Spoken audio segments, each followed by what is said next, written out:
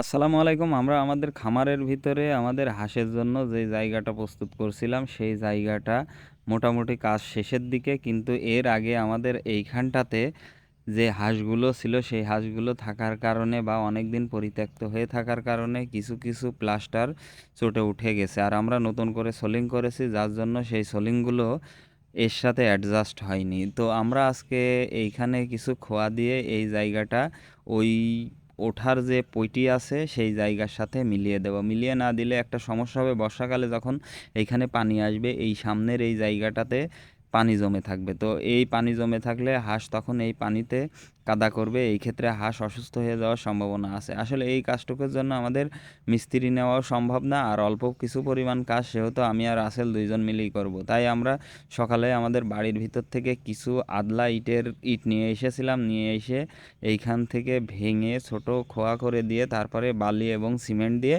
এটা সুন্দর করে লেপে দেব। আর পাশাপাশি আমাদের এই যে টাঙ্কি আছে, এই টাঙ্কির ভিতরেও কিছুটা জায়গা ফেটে গেছে বা প্লাস্টার উঠে গেছে, সেই জায়গাগুলোও মোটামুটি প্লাস্টার করে দেব। আমরা ইনশাল্লাহ 2-1 দিনের ভিতরেই আমাদের হাঁসগুলো এইখানে ছেড়ে দেব, কারণ আমাদের এইখানকার কাজ মোটামুটি কমপ্লিট। আর আমাদের বাচ্চা হাঁসগুলোও বড় হয়ে যাচ্ছে, যার জন্য আমাদের ওই জায়গাটাও ফ্রি করা লাগবে।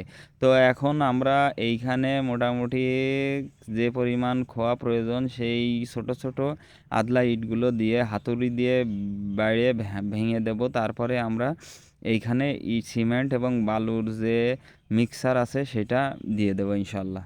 অবশ্যই এই ধরনের খুঁটিনাটি ছোটোখাটো কাজ আমাদের খামারে মাঝে মধ্যে আমাদের করা লাগে, যার জন্য এই কাজ করতে আমাদের খুব একটা সমস্যা হয়নি। আর এই পাশটাতে এমন একটা অবস্থাতে আছে যে এই পাশটাতে যদি আমরা এই কাজগুলো না করে দিই, তাহলে দেখা যাচ্ছে যে খুব শর্ট টাইমের ভিতরে এই টাঙ্কি প্লাস যে পইটিটা আছে হাঁস ওঠানামা করার জন্য, সেইটা সহ খুব তাড়াতাড়ি নষ্ট হয়ে যাবে। আর যদি একবার এই প্লাস্টারগুলো উঠে যায়, সেই ক্ষেত্রে হাঁসের যে ইট আছে সেই ইটও বের করে ফেলবে, তাতে আবার নতুন করে এখানে কাদা হবে। যেহেতু আমরা এই বছরে কম বেশি এই জায়গাটা একটু কারেকশন করছি, সেহেতু আমরা চেষ্টা করছি যে যতটুকু সম্ভব এই জায়গাটা একটু ফিটফাট করে রাখার জন্য। এইখানে যেই কাজগুলো আমাদের কারেকশন করা লাগবে সেইগুলো হাঁস দেওয়ার আগেই করে ফেলতে হবে, কারণ হাঁস যখন আমরা এখানে দিয়ে দেব, হাঁসের বিষ্ঠা এবং অনেক নোংরা হয়ে থাকবে।